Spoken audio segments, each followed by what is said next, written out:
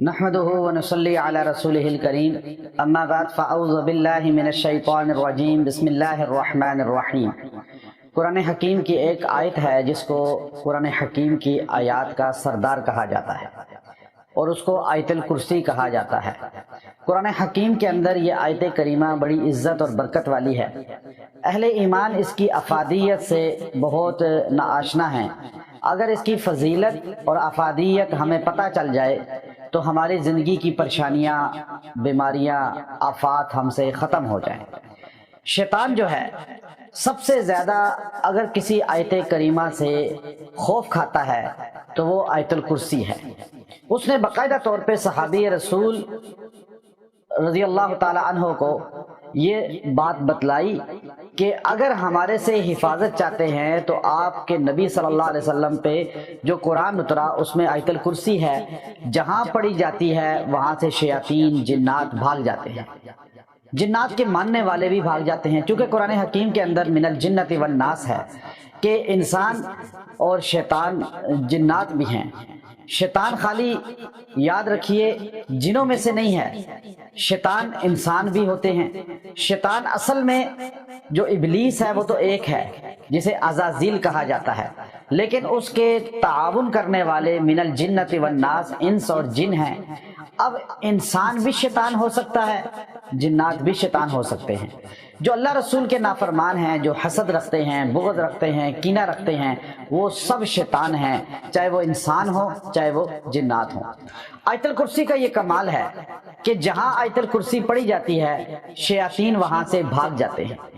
چونکہ شیاطین انسان اور جنات دونوں ہیں، آپ جب آیت الکرسی پڑھیں گے تو آپ کے ارد گرد جتنے بھی یہ ہیں وہ سارے فرار ہو جائیں گے۔ آپ کے جسم کے اندر جو داخل ہوئے ہیں جنات، جو وبا اور بیماری کا باعث بن رہے ہیں، آپ کو نہیں پتا کون سی بیماری ان جناتی ہے، کون سی بیماری جو ہے ان جنات کی وجہ سے مسلط ہے، جو آپ پر دعائیں نہ پڑھنے کی وجہ سے مسلط ہو چکے ہیں، جیسے باتھ روم کی دعا، کھانے کی دعا نہ پڑھنا۔ تو آپ آیت الکرسی کا اہتمام رکھیں۔ ہر نماز کے بعد آیت الکرسی کم از کم ایک بار پڑھنے والا جنت میں موت سے پہلے اپنا ٹھکانہ دیکھتا ہے۔ روایات میں آتا ہے جنت اس پہ واجب کر دی جاتی ہے، اور جب انسان کسی بھی چیز پر گاڑی کھڑی کرتا ہے، اس پر گھر کو لاک کر کے جاتا ہے، اس پر دکان کو تالا لگا کے رات کو جاتا ہے، اس پر کسی بھی چیز پر آیت الکرسی پڑھ لیتا ہے تو اللہ تبارک و تعالی اس چیز پر ایک فرشتے کی ڈیوٹی لگا دیتے ہیں جو اس چیز کی حفاظت کرتا ہے، اور اس کے واپس آنے تک فرشتہ اس کا محافظ بن جاتا ہے۔ اگر انسان سفر کرے اور سفر میں 4 مرتبہ آیت الکرسی پڑھ لے، یہ بڑا مجرب عمل ہے۔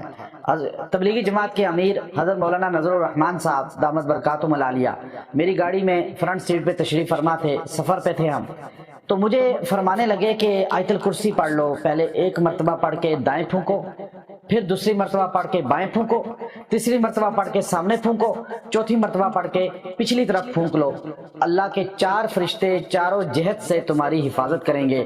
یہ نہایت مجرب عمل ہے جو ہمارے بزرگوں سے چلا آ رہا ہے۔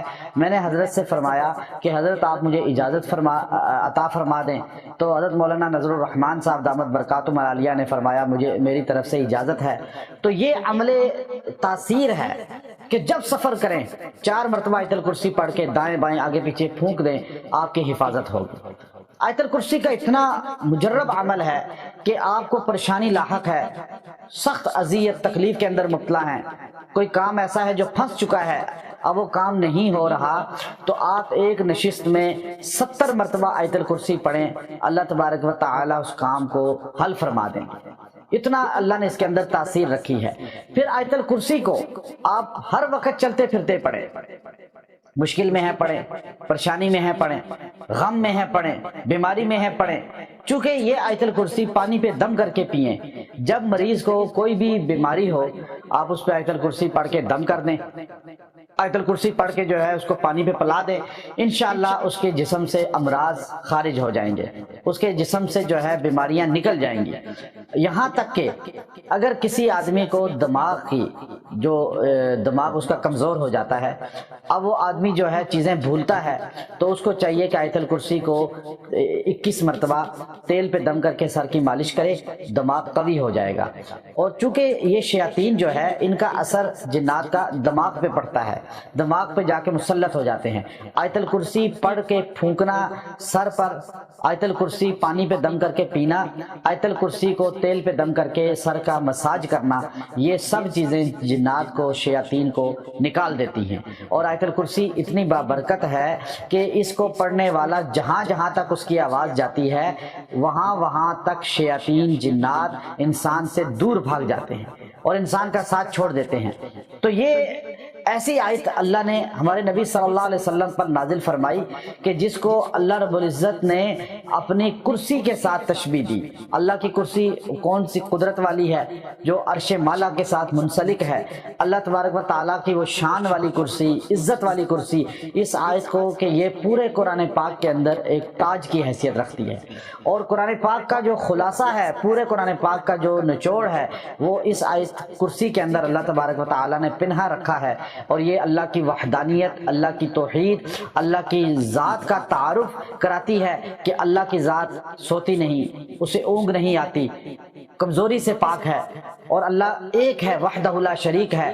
اور پھر اللہ تبارک و تعالی جو ہے اس کے آخری جملے کے اندر اتنی ولا یعودہ حفظہما، یہ جملہ اتنا پرتاثیر ہے کہ اگر انسان اس کو کثرت سے پڑھے، ولا یعودہ حفظہما ولا یعودہ حفظہما، یہ آپ تکرار کریں، بار بار پڑھیں۔ اگر آپ کو خوف ہو، گھبراہٹ ہو، تو آپ اس کو پڑھنا شروع کر دیں، گھبراہٹ ختم ہو جائے گی، آپ کو خوف ختم ہو جائے گا۔ یہاں تک کہ آپ کو پتہ ہے گھر میں آوازیں آ رہی ہیں، جنات ہیں، یا کسی رستے میں آپ کو آہٹ محسوس ہو رہی ہے، تو آپ چلتے ہوئے یا گھر کے اندر اس کلمے کو بار بار پڑھیں، ولا یعودہ حفظہما، تو آپ کو محسوس ہوگا کہ وہ شیاطین، وہ جنات جلنا شروع ہو جائیں گے، ختم ہونا شروع ہو جائیں گے۔